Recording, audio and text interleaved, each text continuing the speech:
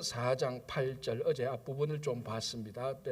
베드로가 성령이 충만하여 베드로와 요한이 앞에서 날 때부터 안전병 선천성 장애인들을 고쳤습니다. 이제 이 일로 인하여서 이제 후폭풍이 일어나죠. 후폭풍이 일어나면서 이제 그 사두개인들 그리고 성전 지키는 자들, 제사장들, 그러니까 종교를 통하여서 권력을 누리고 있었던 사람들, 이제 이 사람들이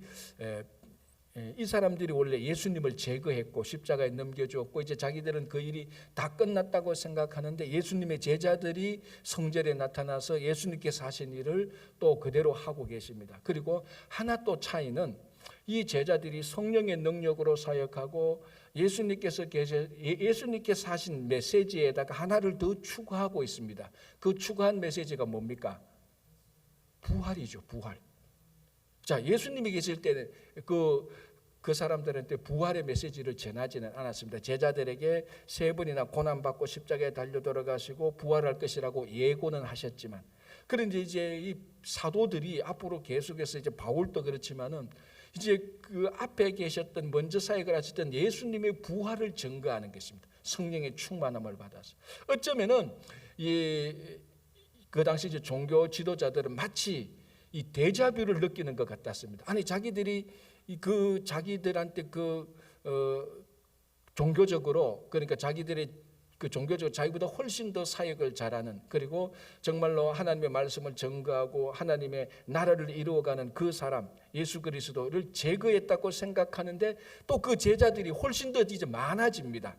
이제 그런 일들이 베드로와 요한을 통해서 성전 미문에 앉은 안전병기를 고쳐주시고, 그리고 고친 다음에 또 말씀을 증거할 때 이제 이 종교 권력자들이 너희가 무슨 권세로 무슨 이름으로 이런 일을 하느냐 이제 또 제재하고 또 방해하기 시작했습니다. 그때 이제 사도 베드로가 8절에 이에 베드로가 성령이 충만하여 이르되, 그래서 어제 제가 말씀드렸지 않습니까? 이 사도 베드로도 복음서에 나오는 베드로하고 사도행전에 나오는 베드로가 완전히 다른 사람이 되었다. 이 복음서에 나오는 베드로는 자기 열정이 충만했습니다. 자기 경솔함이 충만했죠. 그런데 이제 사도행전에 오니까 예수님께서 약속하신 대로 성령이 충만하게 되었습니다. 그래서 성령이 충만해서 9절 10절 말하죠. 한마디로 하면 예수를 증거하죠. 너희들이 이 예수님을 십자가에 못 박도록 내어주지 않았느냐. 그리고 이 사람이 바로 이 이름으로 우리가 그 안전병 이 장애인을 고쳤다라고 말을 합니다. 자, 11절 보시기 바랍니다. 이 예수는 너희 건축자들의 버린 돌로서 집 모퉁이의 머릿돌이 되었느니라. 자, 이거는 건축가가 하다가 이거 쓸데없어 하고 버렸는데 이 버린 돌이 가장 중요한 집 모퉁이의 코너스톤이 되어서 그 집을 버티고 있는 것입니다. 바로 이 예수가 여러분 삶에 여러분 인생의 모퉁이 돌이 되시기를 바랍니다. 여러분 집에 모퉁이 돌이 없으면 집 다 무너지지 않습니까? 그러나 그 모퉁이 돌이 있으면은 그 집이 또 든든히 서 있는 것처럼 우리 인생의 집에 예수님께서 모퉁이 돌이 되어서 우리 인생이 흔들리지 않고 무너지지 않는 그런 인생이 되어야 되는 것입니다.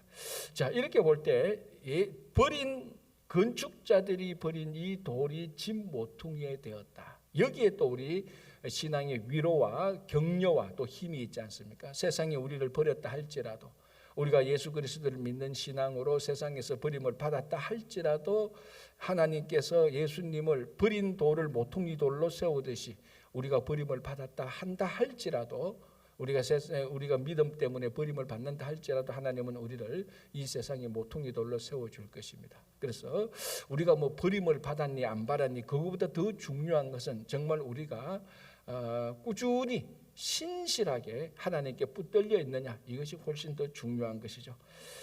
자, 4장 11절 그 유명한 이 메시지를 사도 베드로가 말합니다. 다른 이로서는 구원을 받을 수 없나니 천하 사람 중에 구원을 받을 만한 다른 이름을 우리에게 주신 일이 없음이라. 확실한 예수 그리스도의 구원을 증거했고 확실한 복음의 선포입니다. 다른 이로서는 구원을 받을 수 없다. 명확합니다. 여기에 다른 해석이 있을 리가 없습니다. 다른 이름으로는 구원이 없다. 그러면 누구의 이름만 구원이 있다고요? 예수 그리스도의 이름만으로 구원을 받을 수 있다. 천하 사람 중에서 구원을 받을 만한 다른 이름을 우리에게 주신 일이 없다. 그러니까 애시당초 다른 이름을 들먹이고 하려고 하는 그런 생각을 아예 근본부터 뿌리부터 잘라버렸습니다. 베드로가. 다른 이름은 없다. 다른 이름 생각조차도 하지 말라는 것입니다. 그래서 제가 늘 이런 본문이 나오면 늘 이런 얘기를 제가 드립니다. 우리가 예수님에게 오는 방법은 다양합니다. 사업이 망해서 예수님에게 오고, 인생이 깨져서 예수님에게 오고, 또 좋은 친구의 전도를 받아서 예수님에게 오고, 예수님에게 오는 길은 여러 가지입니다. 여러 인생의 방법을 통해서 옵니다. 그러나 하나님께로 가는 방법은 다른 이름이 없습니다. 예수 이름밖에 없습니다. 예수님에게 오는 방법은 여러 인생의 방법을 통해서 오지만 하나님께로 가는 방법은 예수를 통해서만 가는 겁니다. 그래서 우리가 예수를 믿는 그 믿음으로 구원을 얻는 것입니다. 다른 구원이 없다. 자, 이 비밀을 율법도 공부하지 않았던 바리새인들, 사두개인들, 율법을 공부하고 대제사장들, 구약 성경을 그렇게 공부했던 그 사람들의 입에서 나오는 것이 아니고, 율법을 정식으로 공부하지 못했던, 그러나 성령이 충만했던 사도 베드로의 입을 통해서 이 위대한 선언이 이루어지는 겁니다. 완전히 이제 이 사도 베드로는 예수가 누군지 100% 확실히 알았습니다. 예수가 누군지. 그 앞에는 우리 복음서에 어땠습니까? 자기 열정, 자기 뜻, 자기 생각으로 막 나는 주님을 절대로 부인하지 않습니다. 그러다가 3번 부인하면서 마지막에는 저주까지 하면서, 그리고 예수님 십자가에 달려 돌아가시니까 그 자리는 없이 사라졌고 부활도 믿지도 않았던, 그저 고작 자기들이 기대했다면은 이 예수님이 이 땅에 오신 정치적, 사회적, 군사적 메시아로서 이 예수를 통해서 로마를 정복하고 새로운 이스라엘을 회복하고자 했던 그런 열망이 있었던, 그런 일반 사람들의 열망, 자기 열정, 경솔함이 가득 찼던 그 베드로에게 그런 것들이 싹 빠지고 성령이 충만했습니다. 그러니 예수가 누군지 알게 되는 겁니다. 이 예수의 이름만이 구원을 얻을 수 있다라고 담대히 선포하는 겁니다. 자, 그러니 13절 그들은 누굽니까? 이 앞에 나왔던 사두개인들, 종교 지도자들, 백성의 관리들, 장로들, 대제사장들, 성전 맡은 자들, 하여튼 그 당시 종교적인 성전을 중심으로 종교적인 걸 가지고 이득을 누리고 있었던 그 모든 사람들입니다. 그들이 베드로와 요한이 담대하게 말함을 보고, 자, 성전에서 담대하게 말을 합니다. 자기는 말할 수 있는 권세도 그 권위가 없지 않습니까? 라이선스, 율법을 가르칠 수 있는 허가증이 없습니다. 그런데도 담대히 말함을 보고 그들은 본래 학문 없는 범인으로 알았다가, 자, 여기서 학문 없는 범인은 그 당시 유대인들이 자라나면은 이제 어릴 때부터 율법을 가르칩니다. 율법을 가르치다가 율법을 따라오면 끝까지 율법을 가르쳐. 그 끝까지 가면 이제 랍비가 되는 그런 이제 율법의 선생들이 되고, 이제 바리새인들이고 종교 지도자들이 되고 그런 사람들이고, 어느 단계로 갔다가 탈락이 되면은 그러니까 우리가 말하는 직업을 가지게 됩니다. 자기 그 전통적으로 내려오던 직업. 그래서 베드로 같은 경우는 어부였습니다. 이건 뭘 말하는가 하면은 어느 시기에 율법을 하다가 탈락이 된 사람이에요. 그래서 아이고 안 되겠구나. 4살 때 탈락될지 7살에 탈락될지 청소년기에 탈락이, 하여튼 어느 단계에서 율법을 더 이상 배우지 못하고 탈락했던, 그러니까 율법을 제대로 공부하지 못했던 그런 사람입니다. 그걸 자기들이 다 알고 베드로와 요한이 학문 없는 범인으로 알았다가, 저 사람도 율법 제대로 공부도 못했는데 저 탈락된 사람인데 저렇게 담대하게 성전에 와서 율법 허가증을 가지고 있는 사람들처럼, 아니 그 사람들보다 더 담대하게 말을 하고, 즉 확신, 담대하게 말하면서 확신하는 것. 그리고 말하는 걸 보니까 저 사람들 우리 말로 하면 언제 유학 가서 저렇게 수사법을 배웠나 할 정도로 말이 아주 막힘이 없이 거침이 나오고 확신에 찬. 말을 잘하는 것보다 이 사람들이 놀랐던 건 뭐냐 하면은 그들의 확신, 예수 그리스도 외에는 구원이 없다고 말하는 그들의 확신, 거기에 엄청난 감동이보다 아마 영향을 받았을 겁니다. 그래서 그들이 학문 없는 범인으로 알았다가 이상히 여기며 이상하다. 저런 일이 없는데, 저럴 수가 없는데 그래 생각하죠. 또 전에 예수와 함께 있던 줄도 알고 또 병나은 사람이 그들과 함께 서 있는 것을 보고 비난할 말이 없는지라. 이 뭔가 이상한데 뭔가 일을 이루어 나왔거든요.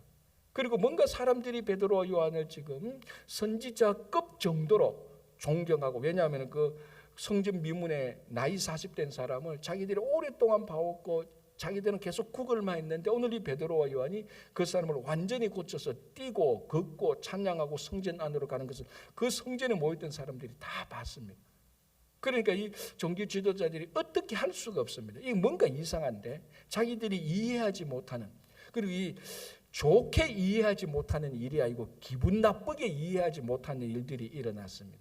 자, 왜 이런 일이 일어났을까요? 이 사람들이, 그게는 이제 이 사람들이 자기들은 모든 것을 가르치고 하는 것들을 율법을 통해서만 하는데 이 베드로는 성령이 충만하여서 일을 하니 이 종교 지도자들이 성령이 무엇인가를 이해하지 못했던 것입니다.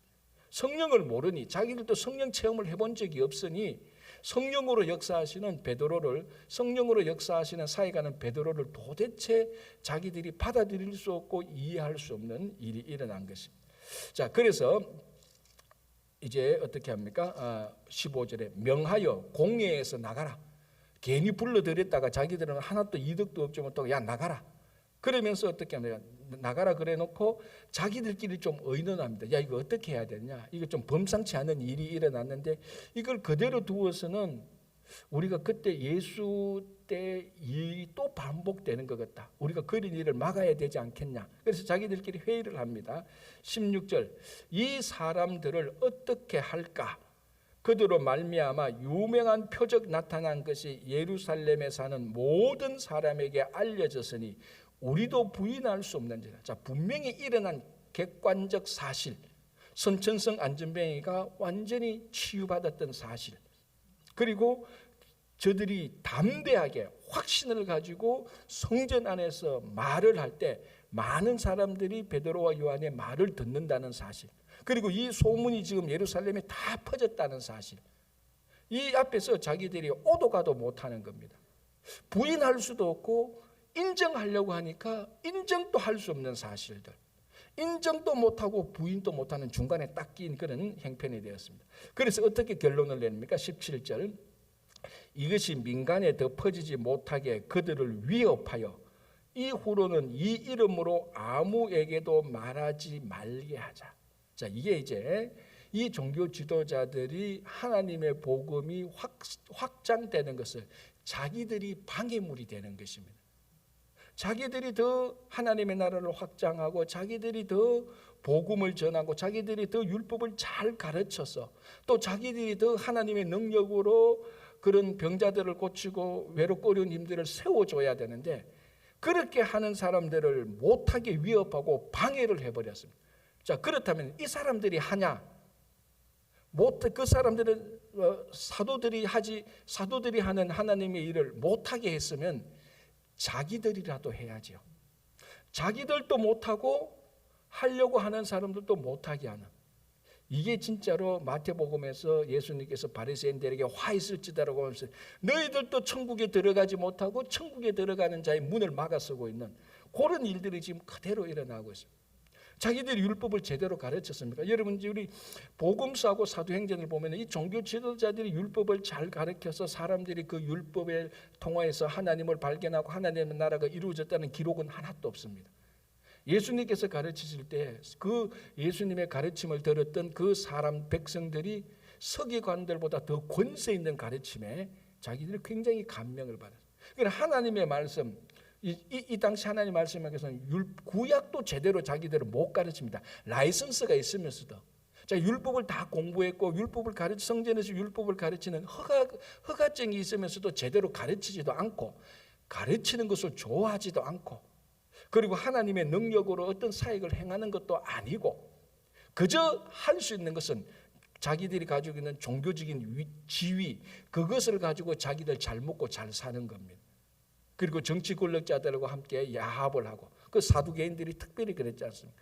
천사도 믿지 않고 부활도 믿지 않고 영생도 믿지 않는, 그러니까 우리들이 보면 가장 타락했던 세속화된 종교 지도자들이라고 보면 됩니다. 이 사람들이 자기들은 하나님의 일은 하나도 못하고 하나님의 일을 하는 사도들을 위협해서 못하게 하는, 방해를 하는 그런 일들이 일어나고 있는 것입니다. 자, 이제 이런 일들 가운데서 사도를 통하여서 성령께서는 계속해서 하나님의 일을 하고 있는 것입니다. 자, 그래서 뭘 알 수 있는가 하면은 그 시대가 타락하고 부패했다고 해서 하나님의 일이 막아지고 하나님의 능력이 안 나타나는 것은 아닙니다.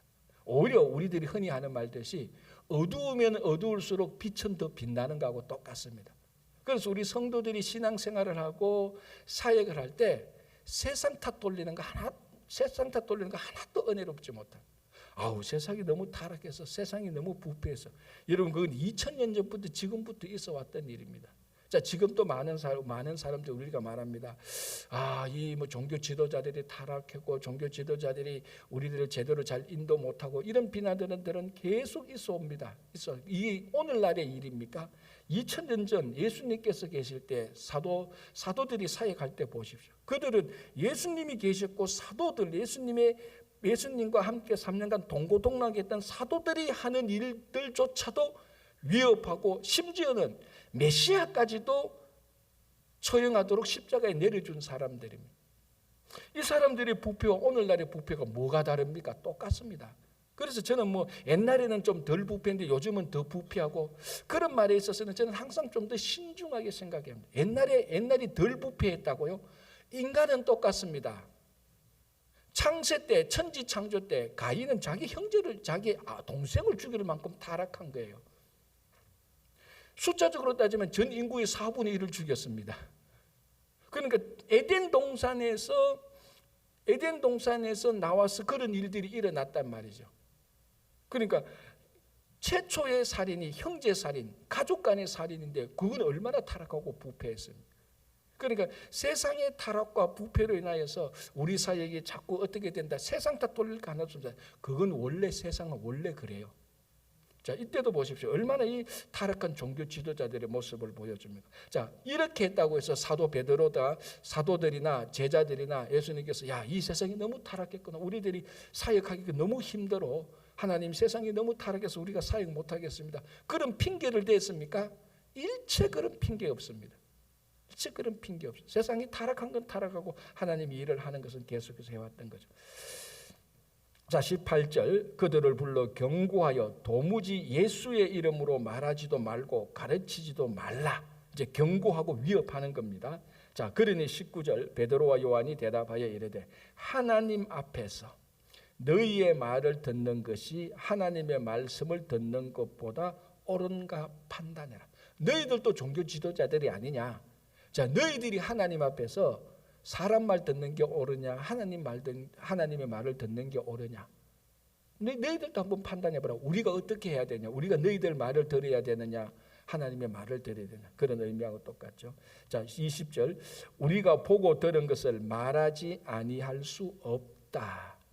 예수의 부활을 경험했고 성령의 충만함을 경험하고 예수가 메시아고 예수가 그리스도라는 그것을 자기들이 보고 경험하고 듣고 다 한 겁니다. 특히 베드로와 요한은 예수님과 함께 동고동락을 했잖아요. 바로 예수님과 함께 있었던, 예수님의 손을 잡아봤고 예수님과 같은 식사에서 같은 음식을 먹었던 사람들입니다. 특히 베드로는 예수를 부인했다가 자기를 찾아온 그 부활하신 예수님을 만나서 3번이나 내 양을 먹이라는 예수님의 그 명령을 들었던 사람입니다. 이런 것을 보고 듣고 경험했던 것을 말하지 않을 수 없는 것입니다. 그게 그렇게 보고 들은 것을 말하는 것들의 기록이 사도행전이죠. 사도들이 하는 일들. 자, 이런 일들이, 이런 사역이 오늘날에도 똑같이 하나도 변함없이 그 사역은 이어져야 되는 겁니다. 그래서 교회와 성도들이 있는 겁니다. 그죠?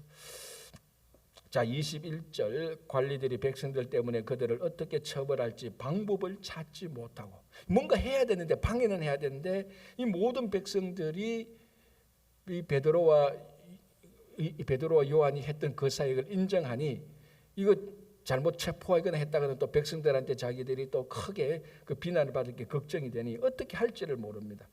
다시 위협하여 놓아주었으니 이는 모든 사람이 그 된 일을 보고 하나님께 영광을 돌림이라. 이 표적으로 병 나은 사람은 40여세나 되었더라. 라고 해서 이제 성전 미문에 안전병이 고치는 이 치유 사건이 이렇게 해서 일단락이 되는 겁니다. 자, 그리고 23절에 사도들이 노임에 동료들에게 가서 위로도 받고 자기들이 당한 일을 하니까 그 사람들이 다시 또 한 마음으로 기도를 합니다. 그럼 모임에는 기도회를 했던 것이 사도행전의 특징입니다. 그래서 사도행전을 가만히 보면은 우리가 옛날에 교회 앞에서도 많이 우리가 교회 표를 적어놨던 게 있습니까? 모이면 기도하고 나가면 전도하고. 그게 어디에서 나왔는가 하면 사도행전에서 나온 거예요. 자기들이 모이면 기도하고 나가면 복음의 증인으로서 살았던 거예요. 참 그때 그런 표 많이 붙여놨는데 요즘은 그런 표 보기가 없습니다. 모이면 기도하고, 요즘 모이면 안 돼요, 코로나 때문에. 그런 시대가 되어버렸습니다. 모이면 기도하고 나가면 전도하고. 이런 일들이 사도행전에서 계속해서 나고 지난 2000년 동안 일어날 때 계속해서 신앙은 살아있었고 신앙은 성숙했고 교회는 부흥했습니다.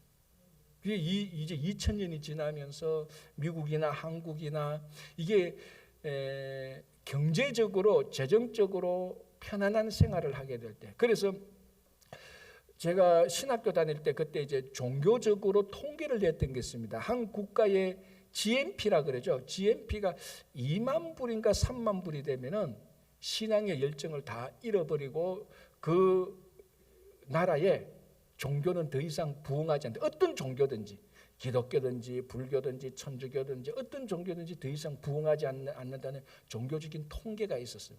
왜? 이제 잘 먹고 잘 살거든요. 편안하거든요. 그러니까 하나님을 간절히 붙들어야던 열정이 다 사라지는 겁니다. 그러니까 이런 시대가 미국과 한국에 이미 도래했죠. 한국은 이미 뭐 이제 선진국이라고 전 세계가 다 인정하니. 그러니 한국을 보십시오. 주일학교 아이들이 그 초등학교 잘하는 초등학교 애들이 교회에 갈 이유가 없습니다.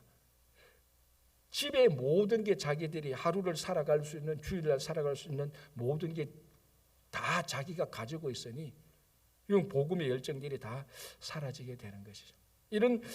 그래서 우리가 이래 사도행전으로서 다시 우리가 나태해지고 세상에 정착해버린 그런 신앙을 다시 불러일으켜야 되는 겁니다. 그래서 이때는 모이면 기도하고 흩어지면 전도하고 나가면 전도하고 그렇게 했던 일들이 일어납니다. 자, 이제 이 사람들이 기도를 하면서 기도 내용들이 잠깐 나오는데요. 24절만 한번 볼게요. 그들이 듣고 한 마음으로 하나님께 소리를 높여 이르되 대주제여 천지와 바다와 그 가운데 만물을 지으신 이여. 자, 이게 이 사람들의 신앙 고백이에요. 제가 왜 이 말은, 우리는 기도할 때, 이런 기도를 할 때 이거는 신앙 고백으로 기도하기도 하지만은 기도문을 여는 첫 서론격으로 그냥 기도를 해요. 그걸 진심으로 고백하고 진심으로 그 말에 대하여서 자기 신앙을 드러내는 그런 말이라기보다는 첫 마디가 거룩하시고 존귀하시고 영광을 받으신 하나님, 그냥 그 말을 던져놓고 이제 다른 말을 하는, 뭔가 기도를 해야 되는데 첫 마디를 무엇으로 할까 별로 할 말이 없어서 그냥 거창한 말로 하는 그런 우리들의 기도문의 일종으로서 기도한 게 아니라는 겁니다. 이 사람들, 이게 정말로 자기 자신들의 고백이었어요. 다시 볼게요. 대주제여 천지와 바다와 그 가운데 만물을 지으신 이요. 이게 자기들의 신앙 고백입니다. 그러면은 이대로 살아가는 거죠. 그게 32절부터 나타나는 겁니다. 초대교회의 가장 강렬한, 오늘날 우리들이 살고 있는 이 시대의 모습과 비교해서 초대교회의 가장 강렬한 우리들에게 도전을 주는 것, 물질을, 자기 소유한 물질을 내어놓는 겁니다. 그래서 이게 사도행전 2장에서도 한번 나왔는데 사도행전 4장에서 또 반복해서 나오죠. 자, 볼게요. 32절. 믿는 무리가 한 마음과 한 뜻이 되어 모든 물건을 서로 통용하고 자기 재물을 조금이라도 자기 것이라고 하는 이가 하나도 없더라. 왜 이런 일이 일어났습니까? 서로 통용하고 이거는 내 것이라고 해서 자기 소유를 주장하는 사람들이 하나도 없습니다. 왜 이런 일이 일어났습니까? 앞에서 했던 신앙 고백 때문이죠. 뭐라고 말합니까? 대주제여 천지와 바다와 그 가운데 만물을 지으시니요. 이 말은 뭡니까? 천지와 바다와 그 가운데 모든 만물은 하나님 것이라는 거예요. 그런 고백을 하니 이런 일이 일어나는 거예요. 그런데 오늘날은 이런 기도를 50년 되려도 자기가 하나도 안 내놓는 사람들이 있어요. 왜? 기도할 때 인사말로만 하니까. 생사화복을 주장하시는 하나님 아버지, 우리 얼마나 그 한자 사자 성으로 해서 얼마나 좋습니다. 생사화복을 주관하시는. 그래서 주일학교 아들은 그 말을 못 알아들어요. 생사화복을 주관하는 뭔지. 어마어마한 신앙 고백 아닙니까? 생사화복을 주관하시는. 그러니까 내 목숨의 여탈권을 쥐고 있는 하나님 아버지, 목숨을 하나님께 맡겨놓았으면서도 자기 물건 하나는 못 내놔요. 그건 신앙 고백이 아니죠. 그냥 기도할 때 하는 의례껏 하는 서론격으로 하는 겁니다. 그 다음부터는 내 요구사항을 계속해서 얘기하는 거죠. 그래서 오늘 이 초대교회 때 성도들이 모여서 기도했던 내용, 이 내용 자체는 미사 여구가 아니고 기도하는 한 대표기도 3분 4분을 채우려고 하는 그런 내용물이 아닙니다. 진짜 자기들의 신앙 고백이고 간절한 눈물의 기도입니다. 그러니까 그렇게 기도를 했으니까 그런 일이 일어나는 겁니다. 대주제의 천지와 바다 가운데 그 가운데 모든 만물을 지으시니요, 당신이 이 모든 만물의 소유주고 주인입니다라는 고백입니다. 그러니까 내가 가진 모든 것의 소유주고 주인입니다. 그러니까 이것을 언제든지 필요한 사람들을 위해서 통용하고 자기들의 기도대로 살아가는 겁니다. 그래서 초대교회의 일들이 일어나고 있는 거죠. 자, 이제 요거는 놔두고 다시 자, 기도문을 이렇게 쭉 합니다. 그래서 이게 28절까지 기도를 합니다. 이제 여기는 예수 그리스도에 대한 신앙 고백, 예수님께서 또 뭡니까? 그 본디오 빌라도에서 넘어가서 또 십자가에 달려신 그것을 고백하고, 자 28절 보시기 바랍니다. 하나님의 권능과 뜻대로 이르려고 예정하신 것을 행하러 이 성에 모였나이다. 자기들의 29절 이제 자기들의 간구함이 나옵니다. 간구함. 그러니까 기도를 하는데 24절부터 28절까지 예수에 대한 신앙 고백입니다. 자기들의 간구함이 아니고, 우리들은 5분을 기도하면은 4분 50초가 다 우리들의 간구입니다.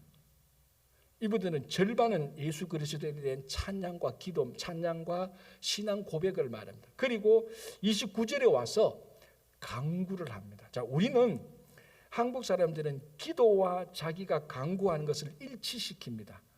그런데 기도 안에는 많은 요소들이 있습니다. 기도 안에는 그 기도하는 회개하는 것들이 있고, 감사하는 것들이 있고, 신앙 고백이 있고, 찬양이 있고, 그리고 간구하는 게 있습니다. 그러니까 간구는 기도의 여러 요소 가운데 하나죠. 중요한 하나죠. 그런데 우리는 다른 거는 싹 빼고 간구함만 딱 있는 겁니다. 그래서 우리 기도가 좀 언밸런스가 돼가 있죠. 그런데 오늘 이 사도들이 모여서 기도하는 거 보면 자기들이 신앙 고백이 절반 이상이 나옵니다. 그리고 이제 하나님께 간구합니다. 자, 뭘 간구하는가 보겠습니다. 29절. 주여 이제도 그들의 위협함을 굽어 보시옵고. 아까 무엇입니까? 그 종교 지도자들이 자기들을 위협했잖아. 너 이제 한 번 더 이렇게 하면은 오늘은 놓아주지만 다음에 너희들을 체포해서 빌라도 법정에 넘길 수도 있어. 너희들의 스승 예수가 그렇게 했던 것처럼 우리도 할 수 있어. 하지마. 굉장히 위협을 받은 것이죠. 자, 그래서 기도합니다. 하나님 주여 그들의 위협함을 굽어 살피시옵소서. 그들이 더 이상 우리를 위협하지 말도록 해주십시오. 이런 간구함이 되겠죠. 그리고 자, 두 번째 29절에 종들로 하여금 담대히 하나님의 말씀을 전하게 하여 주시옵소서. 우리가 위협함에 굴하지 않고 담대히 복음을 전하게 해 주십시오 라고 기도합니다. 자, 우리가 기도할 때 주님, 내가 복음을 전하지 못해서 참 부족합니다. 내가 복음을 전할 수 있는 복음의 능력을 주십시오. 이거 가지고 눈물로 기도해 본 적이 언제였습니까? 그죠? 이걸로 가지고 우리 기도해 본 적이 언제였는지 참 기억이 아물아물한 정도입니다. 자, 초대교회 그걸 기도합니다. 담대히 하나님의 말씀을 전하게 해주시고, 자 30절 손을 내밀어 병을 낫게 하시옵고 표적과 기사가 거룩한 종 예수의 이름으로 이루어지게 하옵소서. 자, 기적이 일어나고 표적과 기사가 일어나고 손을 대면 병 낫기를 기도를 합니다. 왜? 자, 이 당시에는 오늘날의 의료시설 이런 게 없습니다. 그죠? 오늘날의 의료시설은 뭐 우리가 병나면 의사들을 통해서 다 치유도 하고 다 회복됩니다. 2000년 전에 이런 의료시설이 없기 때문에 이 병치유라는 것은 굉장히 복음을 전거하는데 큰 파워가 있고 많은 병자들이 있었습니다. 그래서 요즘은 뭐 평균 수명이 80세, 90세 이제 막 넘어가지 않습니까? 그게 다 하나님께서 주신 의료 기술을 통해서 우리들이 많이 회복됐습니다. 그런데 2000년 전에는 그런 게 없습니다. 그래서 이 사람들에게 하나님의 권능과 능력으로 치유하게 해주셨어. 자, 그리고 중요한 게 뭡니까? 예수의 이름으로 치유하게 해주셨어. 내가 내게 은사를 주셔서 내 은사로 치유하게 해주셔서 그게 아니고 예수의 이름으로 치유하게 해주셔서. 이 전부 다 복음을 전하고 하나님 나라를 위한 기도 제목입니다. 자, 이제 그렇게 기도를 하니 31절 빌기를 다하며 모인 곳이 진동하더니 무리가 다 성령이 충만하여 담대히 하나님의 말씀을 전하니라. 자, 모이면 기도하고 흩어지면 난다는 게 또 여기서 또 나타나죠. 자, 그리고 이제 32절 아까 제가 약간 말씀드린 것처럼 자기들의 신앙 고백의 내용처럼 만물의 주제이신 만물의 소유자이신 하나님이여라고 기도했던 그 기도의 고백대로 자기들이 무슨 한밤 한때에서 자기들의 물건을 통용하도록 자기 재물의 소유를 주장하지 않고 내어놓습니다. 자, 이제 5장에 가면 우리가 다음 주에 볼 건데 5장의 첫 사건이 뭡니까? 아나니아와 삽비라 사건입니다. 이 사건은 뭡니까? 자기 재산에 얼마를 내어놓는 척하면서 얼마를 감춘 것이죠. 그러니까 이 4장 뒷부분에 나오는 이 케이스하고 반대되는 사건이 바로 5장에서 나옵니다. 그러니까 이게 모든 사람들이 자기 물건을 통용하도록 내어놓은 게 아니라는 겁니다. 성령이 충만했던 사람들, 그 사람들이 하죠. 자, 계속 볼게요. 34절 그 중에 가난한 사람이 없으니 이는 밭과 집 있는 자는 팔아 그 판 것의 값을 가져다가 사도들의 발 앞에 두매 그들이 각 사람의 필요를 따라 나눠주구나. 자, 여기에 보면은 가난한 사람들이 없었다 그랬습니다. 그 공동체 안에 왜 가난한 사람들이 없었죠? 열심히 일을 해서가 아니고 자기들이 가지고 있는 것을 분배해서, 다시 말하면 구제 때문에 가난한 자들이 없었습니다. 그래서 지금 또 세계의 가난과 부를 연구하는 사람들의 결론은 딱 하나입니다. 지금 전 세계의 가난과 굶주림의 이유는 전 세계의 물질과 식량이 부족해서가 아니죠. 지금 전 세계 인구 70억이 넘지 않습니까? 뭐 80억이라는데 80억이 먹을 양식은 지구가 매년 그것보다 더 많이 생산해냅니다. 지구가 아직까지. 그런데도 뭐 지구의 3분의 1, 아시아, 아프리카는 엄청난 사람들이 실제로 굶어서 죽고 있지 않습니까? 그러니까 지구 전체로 보면은 70억, 80억이 먹고 남을 만큼 양식을 생산해내는데 한쪽에서는 굶어가고 있습니다. 그래서 세계의 부와 가난을 연구하는 사람들의 결론은 하나입니다. 이거는 양식의 결핍의 문제가 아니고 분배의 문제라고 말을 하는 거죠. 그래서 어떻게 이 남는 것을 없는 쪽으로 잘 분배할까? 이제 그걸 이제 연구하고 NGO 같은 사람들, 자원봉사단 사람들이 많이 이제 선한 마음을 가지고 하는 거죠. 우리는 그걸 뭐라고 말합니까? 우리는 구제라고 말을 하는 거예요. 그래서 초대 교회의 그리고 구약에서 구제는 교회와 성도들이 해도 좋고 안 해도 좋고가 아니고 반드시 해야 되는 신앙의 의무입니다. 자, 우리 기도해야 됩니까? 안 해야 됩니까? 그렇죠. 성도가 기도해야 되죠. 말씀 봐야 됩니까? 안 봐야 됩니까? 봐야죠. 구제해야 됩니까? 안 해야 됩니까? 똑같이 기도하는 것만큼 말씀 보는 만큼 구제도 우리 신앙의 의무입니다. 그래서 그러니까 이미 이때부터 사도행전에 이 사역을 바라보면은 지구상의 굶주림과 가난의 문제를 해결할 수 있는 원칙이 여기 들어와 있는 겁니다. 분배해라, 구제하라. 많은 사람들의 자기들의 소유욕, 탐욕을 잘라버리고 구제하라. 그렇게 할 수 있는 게 뭡니까? 성령이 충만해야 되는 겁니다. 그게. 인간의 욕심으로, 정상적인 일반인의 마음으로는요, 이건 결코 일어날 수 없습니다. 어떻게 자기 것을 통용하도록 내어놓고 필요에 따라서 가져갑니까? 그래서 이 성령 충만을 이해하지 못했고 이것을 그냥 사회적인 좋은 현상으로 이것을 본받아서 이데올로기를 만드는 게 우리가 너무나 잘 아는 이게 공산주의입니다.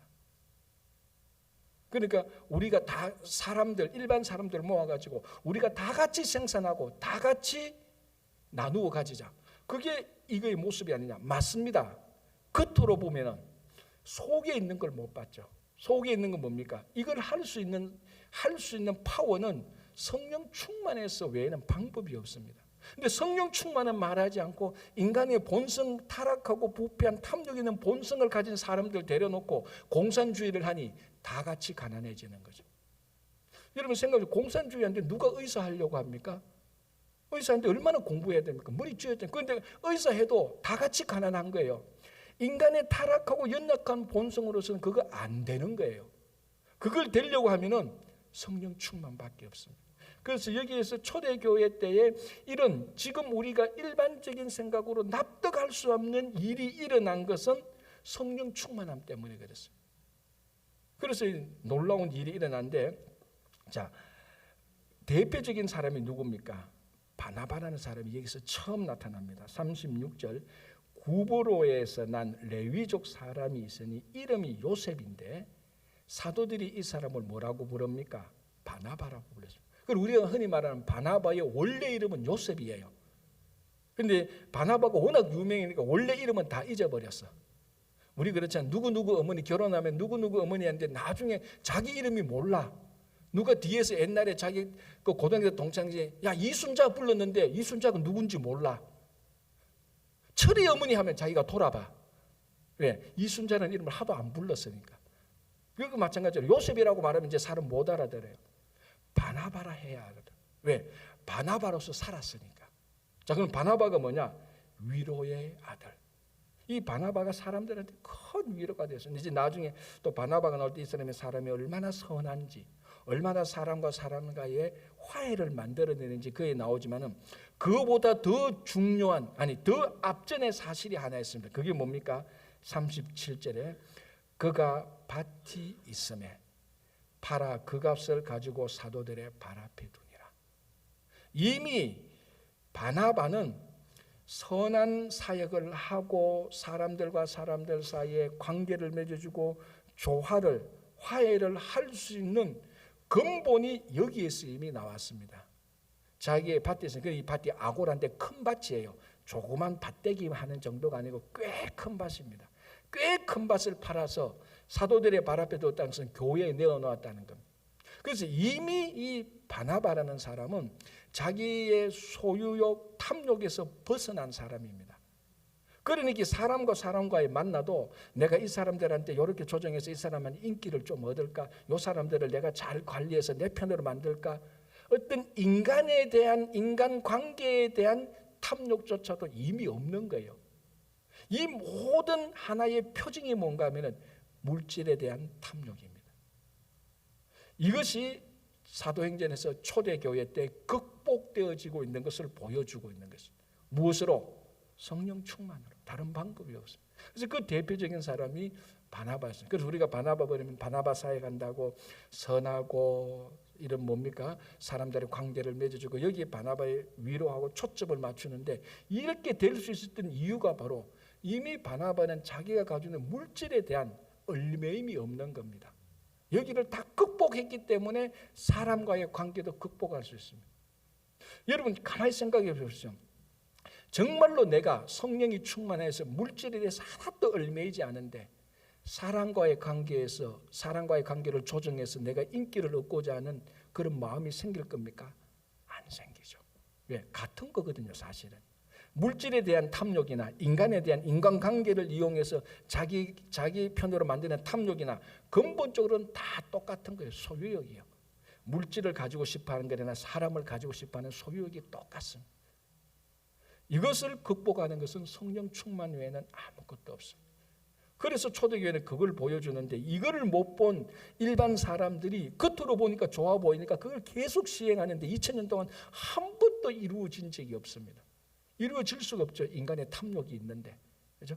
그래서 오늘 자기들이 오늘 모였던 이 사도들이 자기들이 기도했던 대로 살아가는 겁니다.